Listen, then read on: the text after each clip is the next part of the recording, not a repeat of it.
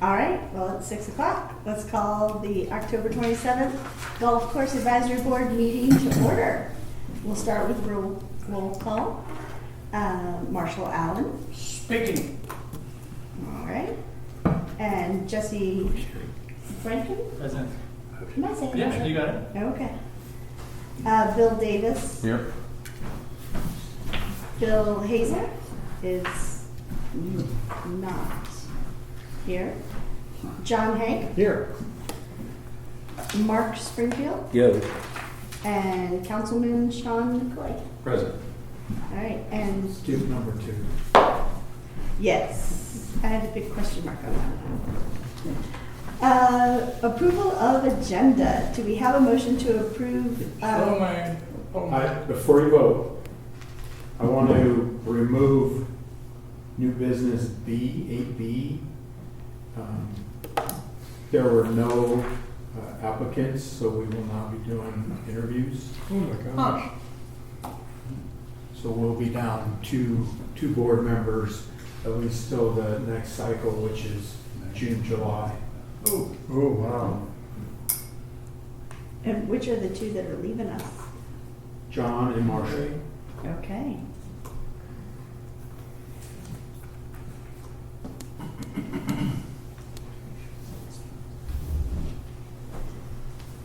All right, so approval of the agenda with that correction made. Do we have a motion to approve that? Approve as modified. And second? All in favor? Aye. Any opposed? And the motion passes unanimously. Moving on to the approval of the previous month's minutes. Any changes there? Do I have a oops. I can't multitask. Do we have a motion to approve the September 22nd meeting minutes? I make a motion to approve the minutes as written. All right, do I have a second? Second. All in favor? Aye. Any opposed? And that motion passes unanimously. We now have the public is invited to be heard. Students. Anybody want to talk? Anybody want to talk about their golf experience here at Twin Peaks? You could. Or other courses. Did you like it? Now it's the time. Step up. Can you just introduce yourself? I'm tired. Over here.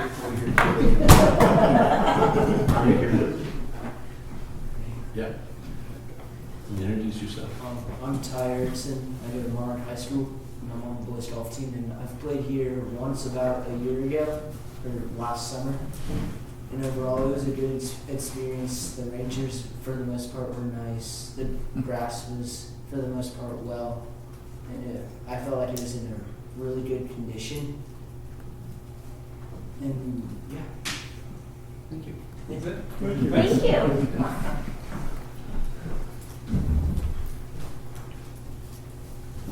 Well, all right, we'll move on to communications, and I'll guess. Here I Give go. it to you, Keith. All right. Bear with me. I haven't really looked at the Twin Peaks and Sunset ones, but I'll go over them. Revenue for Ute Creek was $269 in 2024. We came in at $274 in 2025, putting us up to 4.2% up for the year. And along with that, on the rounds, year-to-date difference looks like minus. Oh, that's not right. 3.5% up for the year on the rounds. So we are. I kind of have this quiet goal in the back of my head to try to get to 50,000 rounds, but it's going to be close. We're going to need some help in November and some decent weather in December to get us there. But it's been a really good year. So How's October looking since? well, good. We're going to come in probably about 4,200 rounds for October, and be really close on the revenue as well compared to last year. We're not giving back, and if we do, it'll just be a little bit. Well, we'll look forward to hearing about January's update of your 50,000. That'd be fun if we can say that. That'd be great. All right, Twin Peaks, Act 191 in 2024 came in at 174 basically in 2025. Year to date, just down under 2%. For the rounds, it's like year to date down 13%, but I think Ryan is gradually finding some of the rounds that were not rung in, that we got money for, but they were prepaid rounds and they were not fully rung in, and that'll continue to add to that round count and bring that number up. And Sunset. Revenue in September of 24 was 84,681, came in at 83,921 this year, up 3.47%. And then year to date, up 2.3% on the rounds, coming in at 32,120. So there you have it. Anybody have any questions? Not you, Creek. I'm kidding. I do my best to answer anything. I have questions, but it's not about any specific number. Last meeting, we talked about the meaning of some of these Yep. numbers, and are we gonna talk Yes, about that again tonight? We or- can, yep. I apologize, I had asked for that to be added in, and it didn't make it. So, any other questions while I'm booting this up to find the other numbers?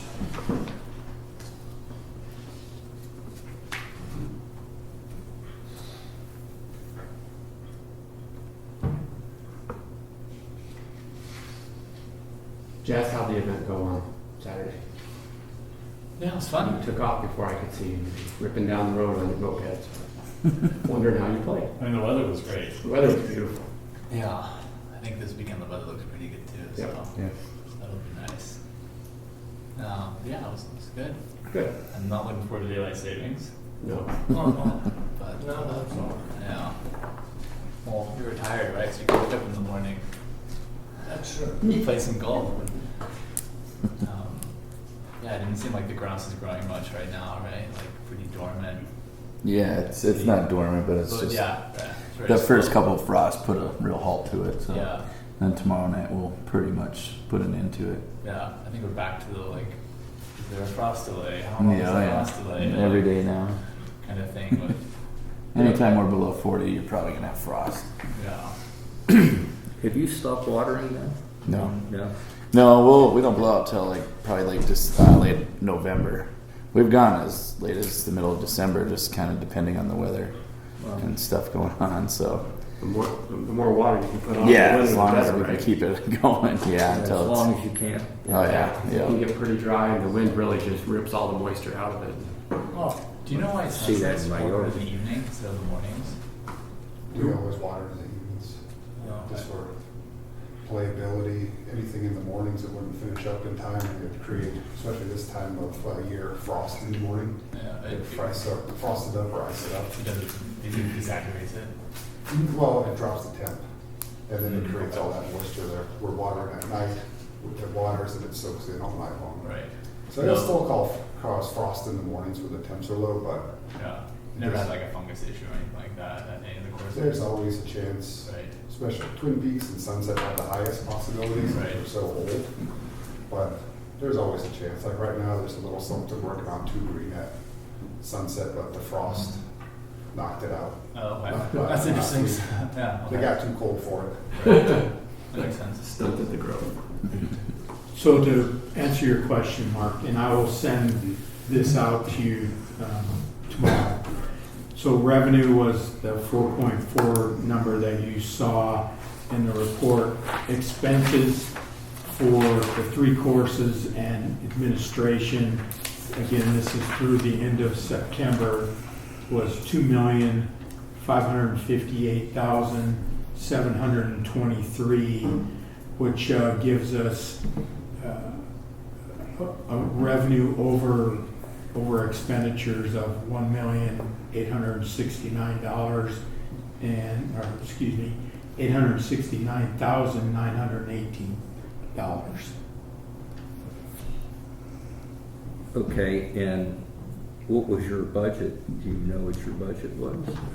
For expenditures? Well, for bottom line, do you Bottom even, line, we budgeted to be in 303,000 of revenue over expenditures. so you beat budget by $1.5 million. Yep, Good year. yeah. And then if I remembered you, from what you were saying last month, that $1.5 million goes into a fund that serves for future capital projects? It or- stays, all that revenue stays within the golf fund. And then we can, through the budget process, put in for different projects. It also covers next year's budget. And then we want to continue to put money in the bank so that we can replace the irrigation system at the creek at some point. And we think that's going to be, you said close to 9? Yeah, 9 million total. $9 million? And I think we're around 4 million in carryover right now. Or fund balance, excuse me. Carryover, I don't understand. Fund balance, $4 million. So you We have have $4 four- million to the good in the Yes. fund? Okay. Yeah. And when, just out of curiosity, when were you targeting the irrigation? Well, it depends on how long we continue. It's going to be at least 5 or 6 years, if not more. One of the things that we are going to consider doing next year is replacing all of the equipment in the pump station at U Creek, so at least we'll get ahead of that. We've been given a pretty good proposal to replace that at just under $300,000, and all that equipment is, for the most part, some of the pumps were replaced, I believe. Yeah. But the rest of it is all from the original building. 96.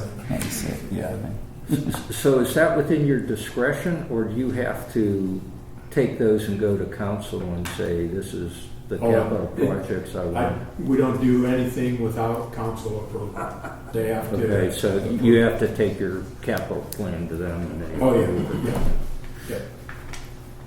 And Harold would wrap that into the budget for that particular year, once the fund balance is met. Okay. Yeah, and generally, Harold and council could decide to put other money into the golf fund. I think that's pretty unlikely I was going to say. that will happen. But Has that ever happened? it has actually, with the building of the maintenance building out at U Creek. We passed an election in 2018 to build that. We're about $1.5 million short, and the capital improvement fund did pay for the rest of that building.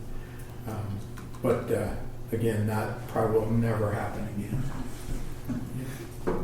Is the pump house equipment replacement like a stopgap until we do the irrigation, or is it just kind of like It's two different like a things. semi-regular It's like phase 1. 40-year? It's like phase 1. You get we would get a new pump station anyway, so that's phase 1, and it's, you know, like you said, right around 300,000, Right. and then all the piping and new heads in the ground with all the labor and all that is what adds up to that other, you know, 8 something Do you see it million. improving the irrigation? Oh yeah, it would help with pressure and just the ability of the pump station being brand new would help. Just new technology too. Like we have a little monitor that we run off of there. The screen's about this big now. Well, Ryan probably knows how big's your screen because he got a brand new The one. size of Keith's iPad.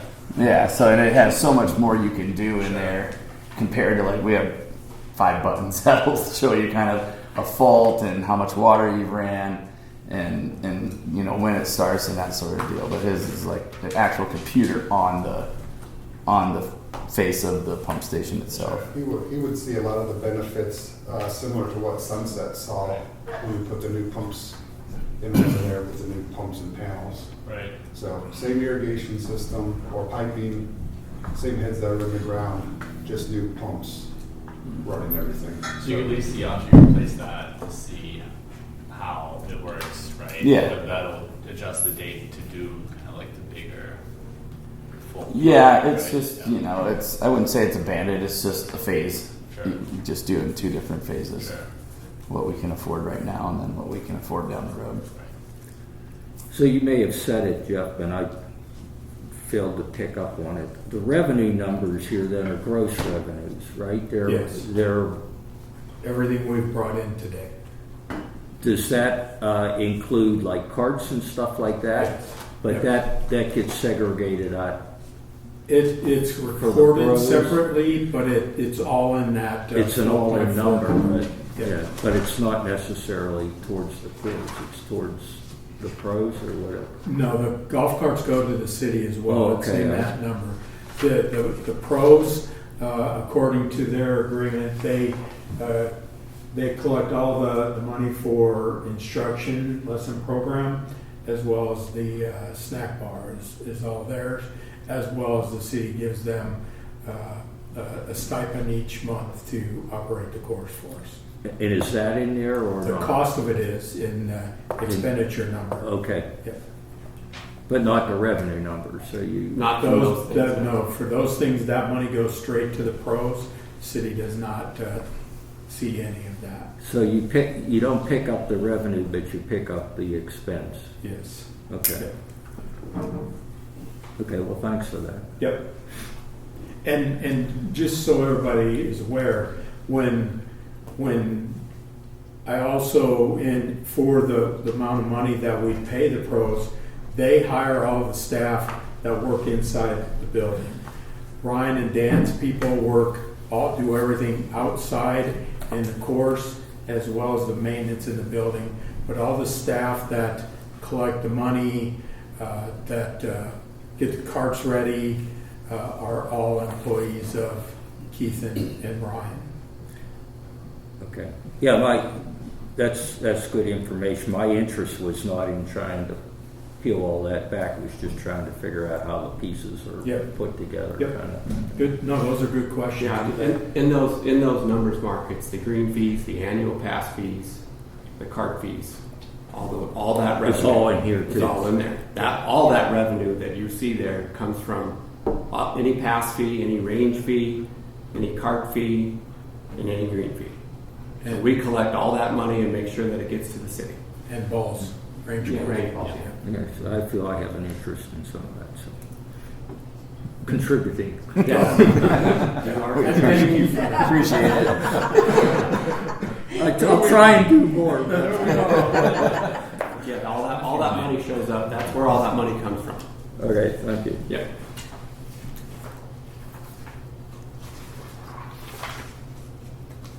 All right, well, Jeff, Yeah. it's So- over to you. All right, so next is the golf survey.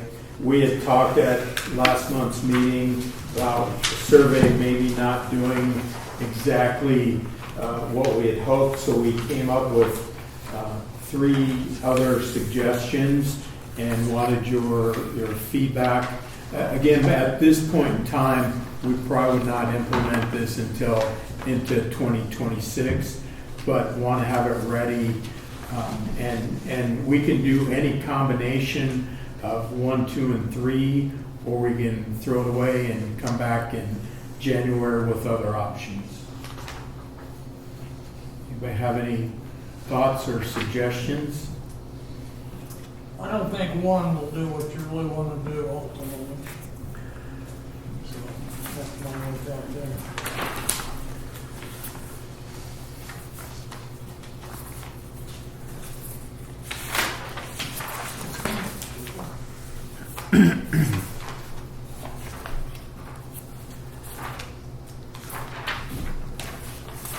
Well, 3 certainly gets to your more dedicated golfers that give you get more specific information.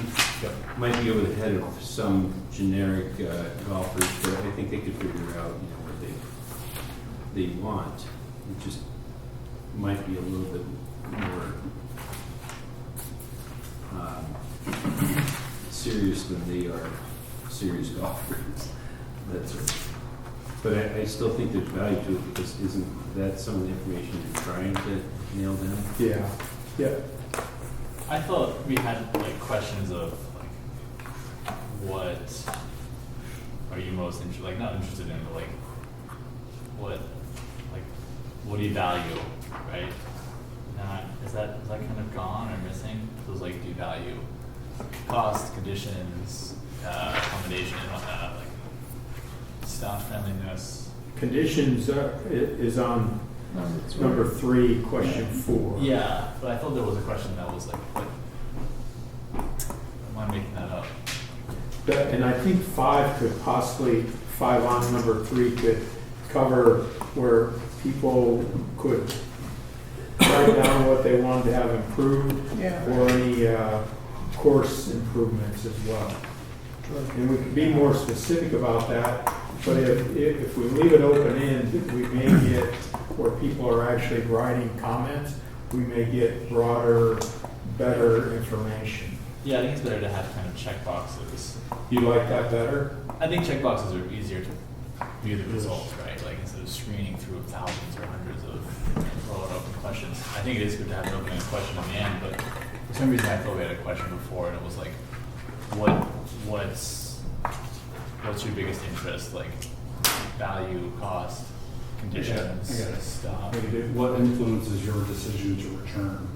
Conditions, price, value, pace of play, staff friendliness. Right. I thought that was a great question because I think that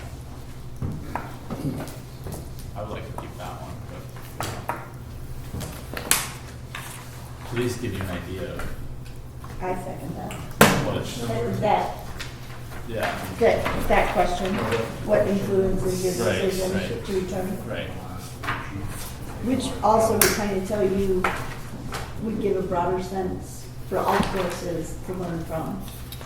Even if they just played one, Yeah. that answer gives us all good input for all Right. 3 courses. Right.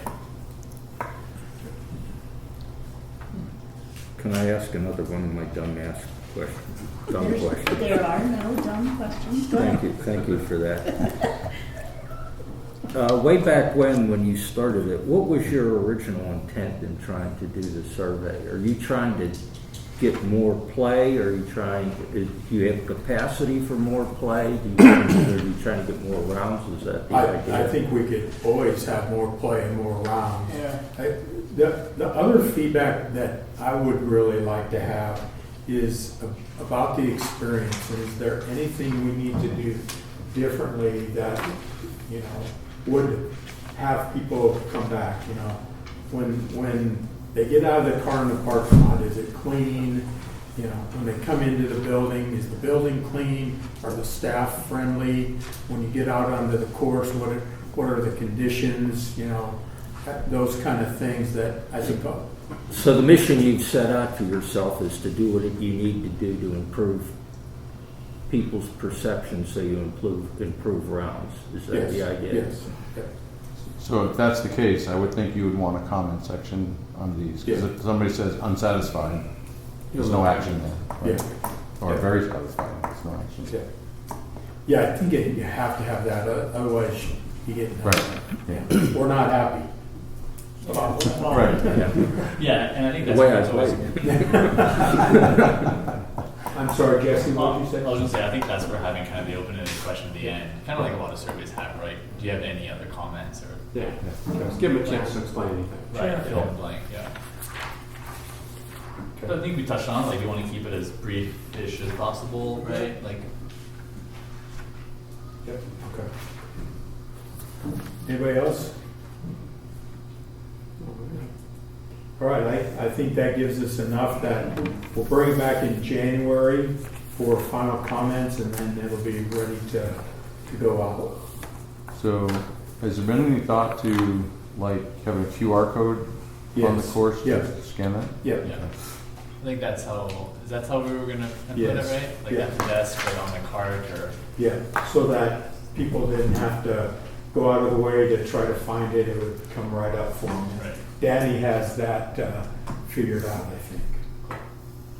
Will the QR code be specific to the course Yes. that you? Yeah, I think that's one of the things you all had said at, not last meeting, but the one before, about wanting to be able to have it specific, because if they have a background here we need to know that it was here Mhm. because of, you know, Dan was a jerk or something. So who needs to, It could be. It's a write-in. yeah, Danny, our. Danny, Yes. okay, oh, Danny, I misheard you. Yeah. All right, thank you, appreciate it. So, go to fees. You continue, All right. absolutely. So, I have some disappointing news for everybody that's golfers this year. This will be the first year in probably at least 3 or 4 where we're not proposing to increase fees. Over those years, we've generally increased $1 or $2 per 9 holes and 2 or 4 for 18 holes, as well as some increases to the cart rentals. And we're proposing to not do that this next year, but to be more aggressive, if you will, with the use of the dynamic pricing. We will no longer post rack rates.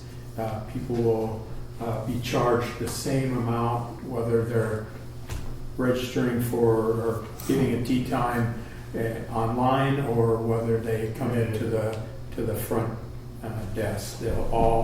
Everybody will be charged the same amount, because there are currently ways to what I will call play the system to your advantage, and based on some really good conversations we've had at staff meetings, Ben made a great suggestion on making it fair and using dynamic pricing across the board, and Keith was able to work with Golf Now to make sure we're able to do that, and we'll start that right after the first of the year as well. So I do think it's, some people are going to probably pay a little bit more. We always have the players cards that give the best discounts that we have available. People will also be able to get 2-for-1 deals through some of the Green Saver cards. Will continue to do those things, but most of our play will be done, our charging will be done through the Golf Now dynamic pricing. I have a question. Yep. What about the annual pass? That will not change, it's the same. All the passes will stay exactly the same. So for those folks that are making a bigger commitment, we felt like it was really important to keep those all the same, and that the dynamic pricing will be more for the people that are just calling in or going online that are not making an extensive commitment. Doesn't mean that what they pay isn't important, but those people that are buying memberships and passes are paying money up front and making a commitment to Longmont Golf. Sorry, so when you say you're removing rack rates, Yeah. what is that? I guess, how is that different than, Rack rates, if we post them, right? then generally most people will go online and say, oh, look, it costs $55 to play at U Creek, but they may come in and have to pay $58. And we've gotten some complaints about misrepresenting what you're going to be charged. So we're going to remove the rack rates. Everything will be based on that dynamic pricing, Okay. which is unique in the industry. But we really feel like, what are we at? Almost 8 years of using Golf Now. Really kind of got away from some of the dynamic pricing during COVID, but it's time to jump back into that. That is the best way for golf to bring in the money that it needs to, and everybody will be charged the same amount, and then you can get discounts by playing not at 8 o'clock in the morning, but maybe choosing to play at 2 or 3. The rate's going to be slightly less at that time. May or may not, Could be, depending on, because it's going to flow. yeah. So at the times when we're busy, once we get to a certain capacity, then the rate goes up. The times when we're slow, the rate actually goes down. So it's going to float all the time, but we're going to have access to that at the front counter. So when you book a tea time, you call in to book a tea time, we're going to have the same rate that you're going to see on the internet. We'll be using that format. Oh. So it will be as true a dynamic pricing as you can possibly have, because it'll be adjusting live. I mean, literally, our guys will, if one guy calls in 5 minutes later, it doesn't take the tea time, it might go up $5 in that 5 minutes. So how does that work, Keith? So I call in and I'm trying to get 8 o'clock, and somebody already has 8 o'clock, but I can get 8:20 or whatever. Does 8:20's price go up then because 8 o'clock's already full? That'll bump it, yes. So that acts It in depends and on of what- itself. Yeah, it depends on what happens on the other end too. So if you want 8:20, but if 8:30, 8:40, and 8:50 are full, then yeah, that's squeezed, and that price is going to continue to escalate. Probably even more. Probably to the highest number we have, yes. Right, because it's a limited That's right. supply. And that's, to But- Jeff's point about the 2 o'clock, 3 o'clock. During the summer, we're booked solid till 5 o'clock many days, and 2 o'clock, 3 o'clock will be, it might start out slower because it fills in the mornings first. So if you book that 2 o'clock time while there's a lot of open space there, but as that open space continues to crowd in with tea times, the price is going to go up. And so if I want 8 o'clock in my example, and there's 2 guys in there already, but you have 2 openings, does that kick in dynamic pricing at that point too? Yeah. Because now there's not 4 available, there's only 2, Yeah. even though I only want 2. Exactly. Yeah. But if you have a membership, it doesn't make any difference. That doesn't. If you have a membership to play, it doesn't matter. You just book the tea time. Okay.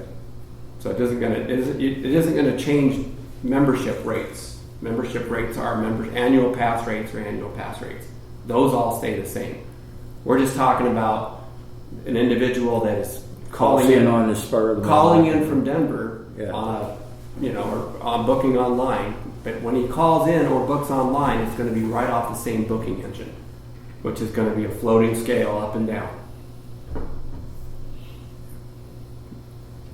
And then FYI, players cards are now available at any of the courses. If anybody is interested or any of your people you golf with are looking for that, those are at all 3 courses.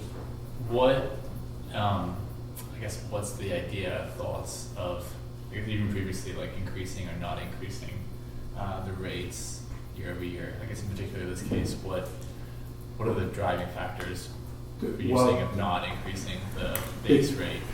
Because we're not going to use base rates anymore. It's all going to be based on the dynamic pricing.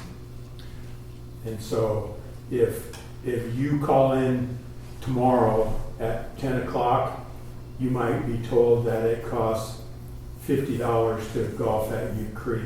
You call the next day and the tee sheet's full, it may tell you that it's $90. So Sure. it's all based on weather, how busy things are, and time of day. Right, but there's still this balance, right? What is going to dictate you to decide our minimum is going to be $65, not $50? I think internally- our upper limit is going to be 120, right? Like There won't what be is- an upper limit. It'll all be based okay. on whatever the rate goes based on dynamic pricing, which Keith had many rounds this year of over $100 a round at Ute Creek, Right. which is unheard of. Sure. The lower amounts, the golf pros will know what those are based on the rates today, and that we will have certain parameters that we will share with Golf Now that even though it may be really slow, they don't go below whatever X is. Right. So again, back to my example, if I'm calling in for a tee time a week and a half out, and the rate at that point is $75, but things pick up between the time I booked and the time I come to play, that $75 It dollars stays. You- will be you- honored, right? Yeah. 100%. Yeah. Yeah. So when you book a tea time mark, it actually, there's a, right next to your name, it actually tells us what you booked it for. So it says Mark Springfield 75. And so that tells us what you owe when you come in. And if it goes down? Same thing. So So I you mean, go well, less. no, so you in go his, less. in his example, if he books it a week and a half in advance, Right, he might book it for 70. right. So, but a week Well, and a half later, But I'm Jesse's saying, saying what if, is, like, a if it hurricane goes down comes to in? 60, oh, once it's He's booked, still- once it's booked, it's booked. Yeah, So that's it stays at that rate. It's kind of like those. It doesn't float. It floats to the booking. It's like when you book an airline ticket. yeah, or a hotel. Right, Once you booked it, it's booked. okay. So again, in my example, say I book a foursome and I lose a player between the booking time and the play time. Does that affect the system? No. You need to let us know that you're canceling. Well, yeah, right, but I assume there's no penalty for the guy that books, but what does the system then show? Would it show my So price, or would it show the price at the time the other individual comes in to try and satisfy that open? So when you cancel, let's say you cancel 2 days in advance. And 2 days in advance after you booked it originally a week and a half in advance, and you booked it at $80, okay?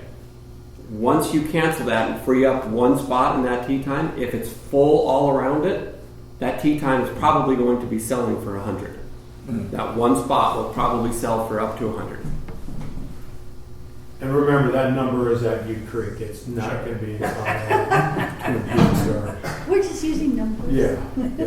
But it was interesting this year to see what the market would bear, and like I would get tea times from the men's club guys on the weekends, and they would say we have this many players, and so that would free up open tea times. Well, then I would call my guy at Golf Now and say, okay, let's open up these tea times, but let's open them up at these prices, and we filled them all.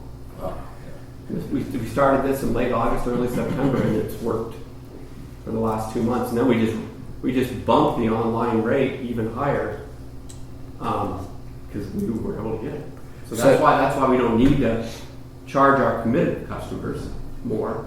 We're going to try to make more on the back end with the green fee players. So your perception is that you're competitive with the other courses in the area. Otherwise, you either get a flood of people or you wouldn't get anybody. You're exactly right. So as long as you're filling up your... This allows us to be competitive and you feel fluid. you're competitive. Yeah. Yeah, competitive and fluid with the rates if needed. As an example too, in the evenings, when I first got to U Creek, we were struggling to sell evening tea times. You can go online and look right now. Evening tea times are selling for $20. Our weekday rate is $28. Our weekend rate is $30 for 9 holes in the evenings. You can go get it for $20. You gotta love these college kids love it. They book it, and random kids coming over and playing, and it's not filling up enough that it's elevating that rate as much as I'd like. But I'll take those $20, $80 per foursome. If they rent carts, $35 per person. Now all of a sudden we've done really well, all because that rate was an attractive rate, and that was much cheaper than what we normally sell it for. And the dynamic pricing only applies to the tea time, not to the cart, right? Just to the tea time. Well, the tea time, oftentimes there is a rate that the tea time and the green fee and the cart are the same thing. So it's green fee with cart. Okay, So that's how you're marketing Yes, it. that's green right. fee with cart. Yeah. I guess I still don't understand what is the reason behind increasing or not increasing our yearly rates. Because there aren't going to be yearly rates anymore. It's all going to be driven by dynamic price. Sorry, the like punch pass. Well, those are all staying the same. Right. So that's my question. What has dictated to not increase it versus what are the arguments for and against that were discussed?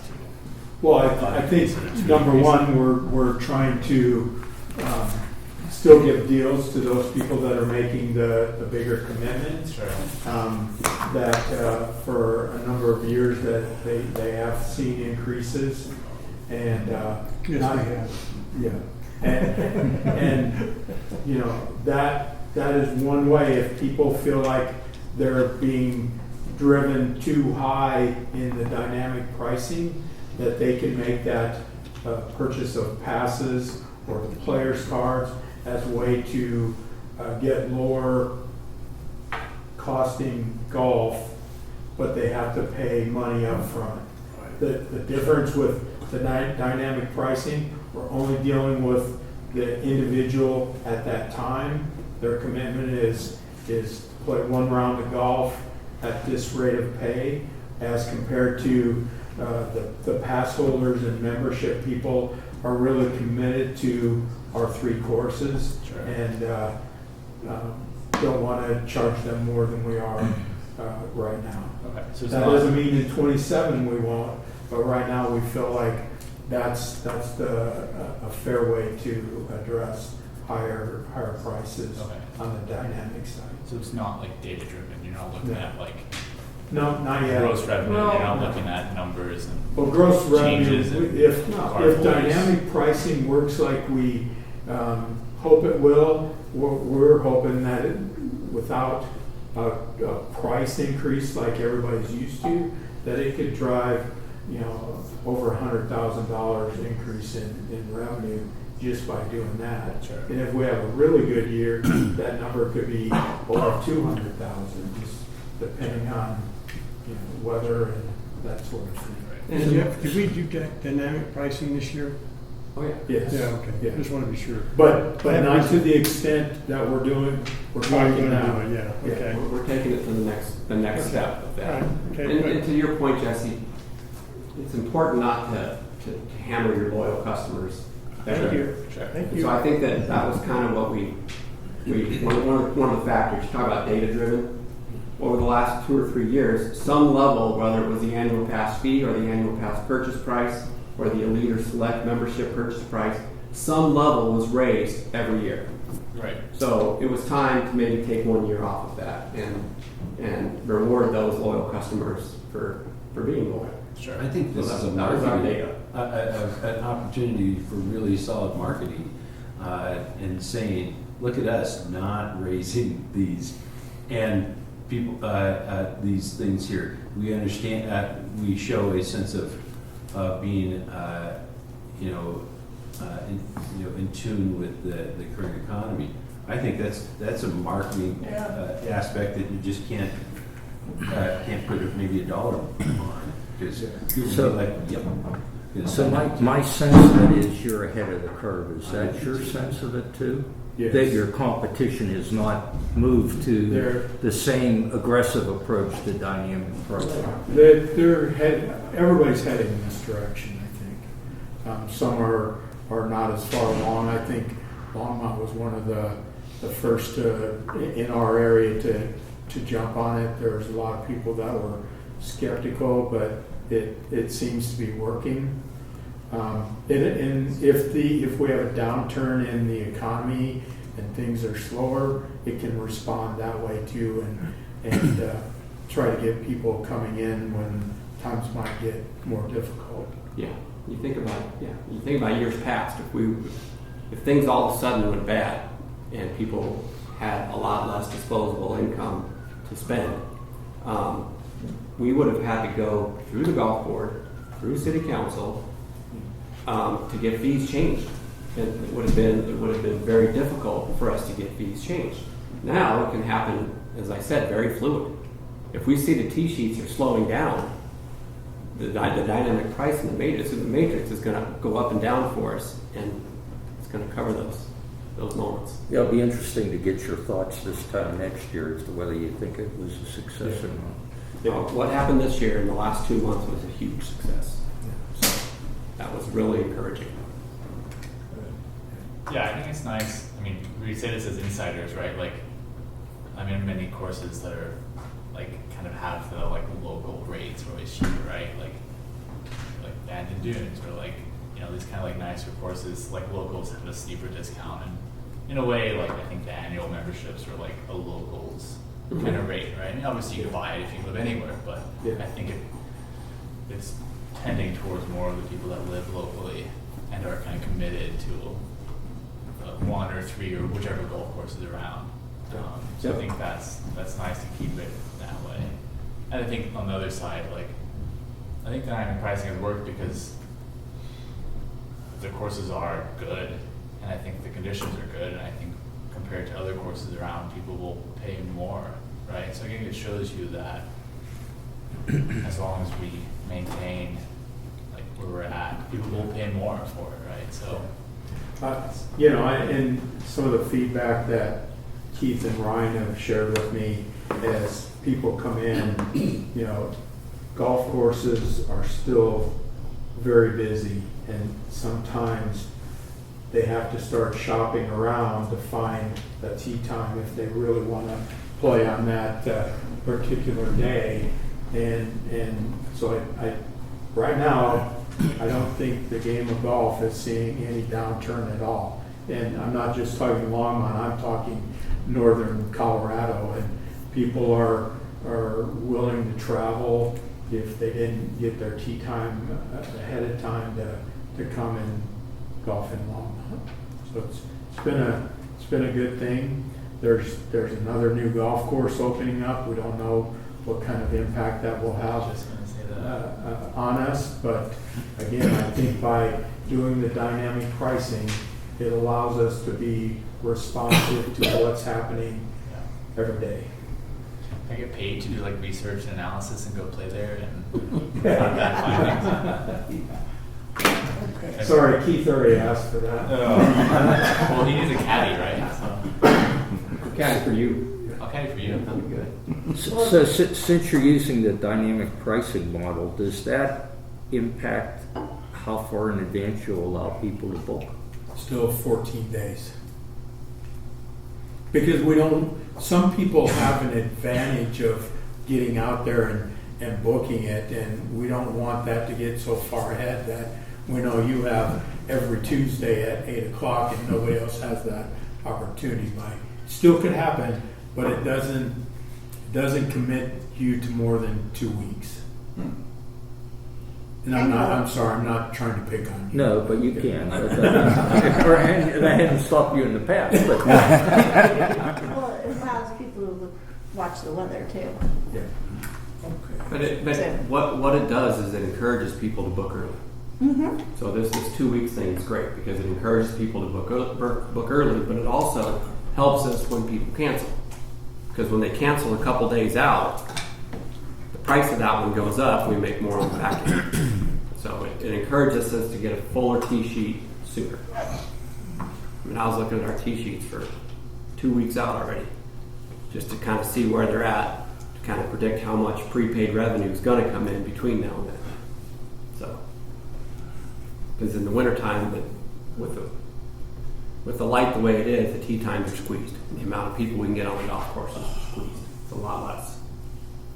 Busy day in the summer is 300 players. A busy day in the winter is 120. Well, it was always a good thing when you first implemented it, so Yeah. it's just, sounds like it's being more efficient and Yeah. getting better Yep.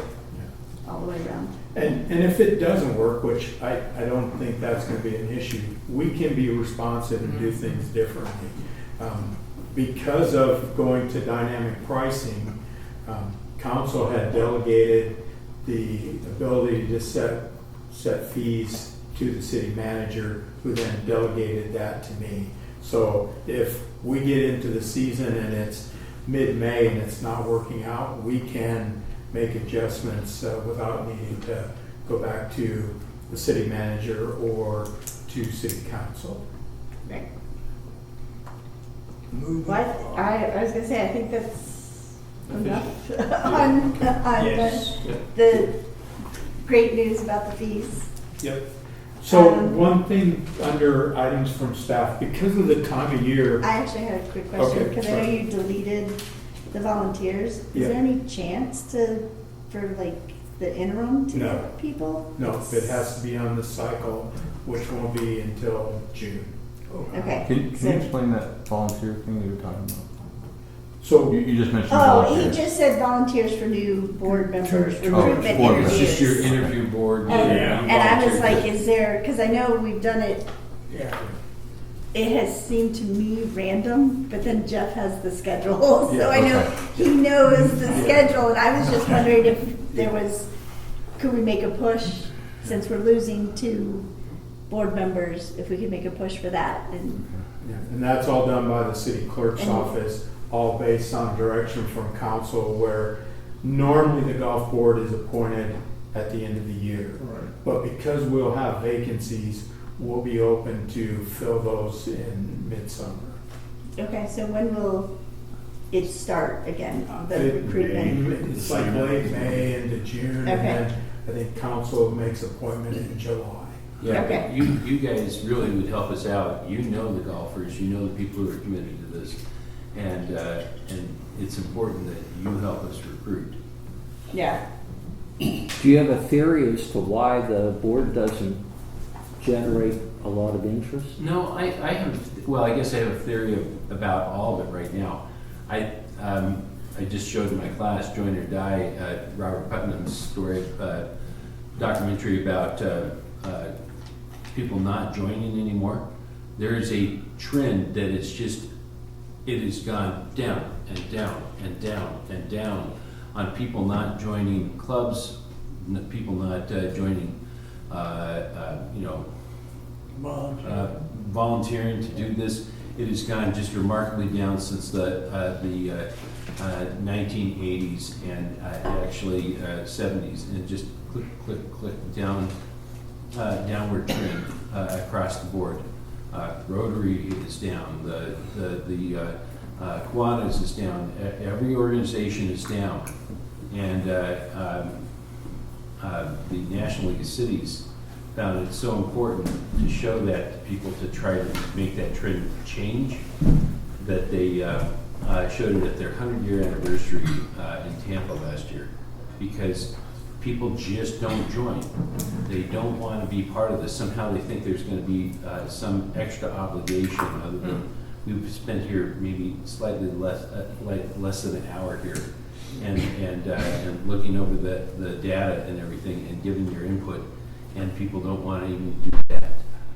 And so that's the trend. So we really need to change that, and that's why the city does so many of these events to try to get people more engaged.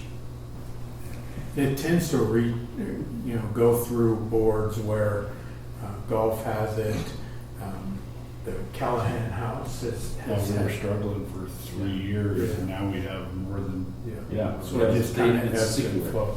But the only board that I haven't seen that happen to is the library board. And I say that because Mark used to be on that board, but it's the only one. But it also only has 5 members too, which is pretty unique. It's hard to get a quorum then if anybody's gone. Yes. You know, it just, from my own experience, I found out about this quite by accident. And I don't know what we can do to ensure that somebody that would like to do something like this knows that it exists. And I don't know what we do to do that, but I found out just quite by accident. Well, I wonder if there isn't some sort of thing. We have regulars that come in, and Ryan and Keith know them, and they should be the ones that you say, hey, you kind of put the bug in their ear this time, and then put the bug in their ear next time, and again. And of course, that would make the difference. I think getting some of those regulars that go like, I mean, I could have a say on what's going on. So, just regulars that really are passionate about being in the leagues and golfing and the condition of the course. And when you start talking about that stuff, that's the important part. sorry, do you have something, Jen? Well, I assume that we get it posted in each of the courses in the. I don't know if we've done it. I couldn't find it out. When I joined this, I got an email and from the city, and I said, "Oh, okay." So I went around to all the courses to see if I could find it, and I couldn't find it anywhere. So you should at anywhere least else. post it. Yes, yeah. But you could also have a table, where one of you can get a volunteer to come out and say, hey, anybody want to join? You know, and just sit it out at each of the golf course for a weekend or something. And that would give you a lot more visibility. Yeah. We could do the same thing at the rec center as well. I think every little bit counts. I think it really is just hitting someone at the right time as they go, yeah, why So, not? Jeff, that might want to be something on the agenda early Well- next year. We can talk about that.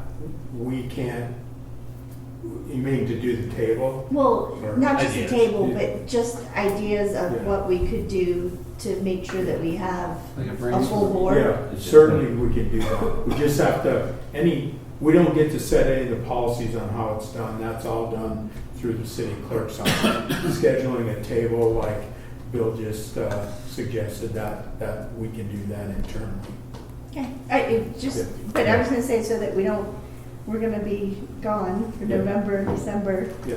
and walk away. It might just be something so that we're not left in July going, nobody signed up. I think an effort to do something like a table and that sort of thing is fine. I think it's when you're trying to implement policy Yeah. or you inject that. But trying to find members is probably your preview of things that could be, you guys could at least discuss and brainstorm what you think attracts people to it. What attract you, maybe other people to it, maybe even inviting someone to come to the board and see how the types of things we talk about. So sorry I No, brought that back no. in, so No. you can move on to items from the staff. The only thing that I just wanted to mention, it's that time of year again with frost, and some of you saw the presentation we did a year ago about why we keep people off the grass when it's frosty, and so there are delays that happen during this time of year. So if anybody ever asks you why staying off frost is important, is that it kills the grass wherever you drive or walk. If people walk out on the golf courses, you can see their footprints right where they walk. And So, the dogs. yeah. So just a reminder. I'm serious. So I- In the mornings when we do have frost, you have dog walkers out there all the time, and they're walking right down the middle of the fairway, on the grass. yeah. So It's the same in sports fields too. It's the single worst thing you can do is do an activity on a field that has frost. Is there a way to inform people about that? Because I'm a dog walker, and I didn't know that. Yeah, we do our best, and when we see them out there, if we'll get on the loudspeaker and say, hey, if you wouldn't mind, stay on the cart path, Okay. because your footprints are killing the grass. I walk near the golf course a lot as well. I've seen Jesse out there quite a bit. Is that you? No, at Oh. Sunset. Oh, okay. And we'll be walking, by the golf course, and people are like, why isn't anybody golfing? I don't know. And it's frost. Yeah. Clearly tell it's frost. Well, yeah. Jeff, could you send me an email just kind of explaining that a little bit in brief? Because We I can could send say you the that. PowerPoint. Well, I was just saying that I could say it at the end of the night at council Okay. and other things like that, a couple different times to kind of let people know that it's not like get off the grass sort of thing. Yeah, or but stay off the get off the course. grass. It is get off the grass, but it's not the sort of. It might turn into that. You're armed, aren't you? The point is you try and be polite, but then at some point But not it's, during that. Right. Yeah, and if I can just say that exactly Keith, that, that's we coming. encourage people to be on the course. Yes. More eyes on the course, walking on the golf paths. There's a fine line. Are excellent. It keeps the place safe. It keeps us alert to these other things. But when you walk on the grass, when it's frosty, it kills it. Yeah, and again, when we say we encourage people to do that, that's before golf starts and after. Yeah, It's not- and just explain it like yeah. that so that I can make sure I can Yeah, say the party line. yeah. I've been very close to yelling at people that walk on the greens, like when it's kind of half snowy, half not, even when it's kind of like people are like run from hole to hole. Like when I walk by at sunset, Have you seen that, Bill? Like, there's a guy that jogs, like, touches the flag, and, like, half the green is covered in snow. I don't think that's a good situation. Like, You can practice your drive accuracy. But we just try to politely ask And them. anything, do we have anything from the board tonight?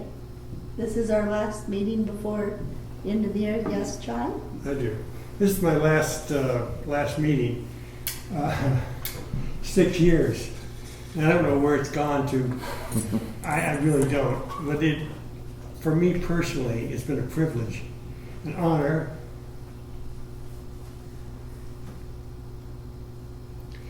To work with guys like Keith and Jeff and Ryan and Danelle. In this 6 years, we put a new irrigation system at Twin Peaks. We built one heck of a maintenance facility in New Creek. If you haven't seen it, sometime go by and see it because it's incredible.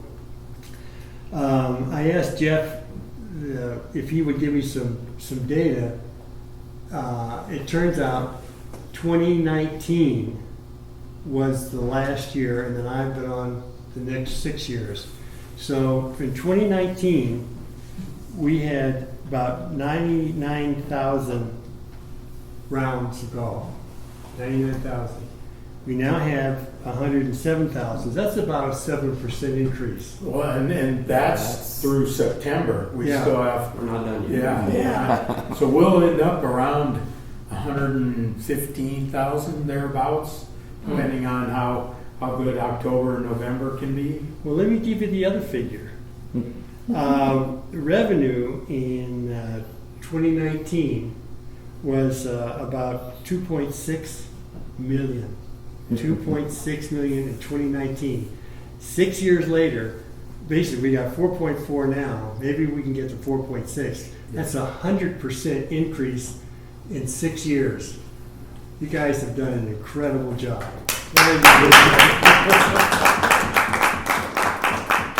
The city of Longmont should be very pleased and thankful that they got Keith and Jeff and Ryan and Danelle, and of course used to be Sam.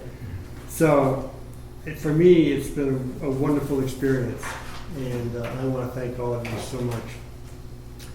And I guess the one last thing I have to say is I really think the more people that we have playing golf, the better off this country is.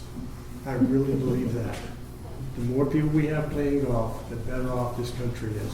So thank you so much. Thank you. Thank you, John. And you too, Marshall. thank you, I enjoyed it. I'll even miss Keith. Well, You're gonna come visit me once in a while. Yeah. I want to drive that little car of yours. Huh? what? I want to drive that little car of yours. You don't think I can handle it? Well, with that, I make a motion that we end the meeting. The last do meeting I have a of motion to 2025. adjourn? Do I have a second to John? Second? Second? All right. So all in favor say aye. Aye. Any opposed? Heavens. All right. Thanks, everybody. Thank you, guys. Seven Thank you. oh Thank you. three. Thank you.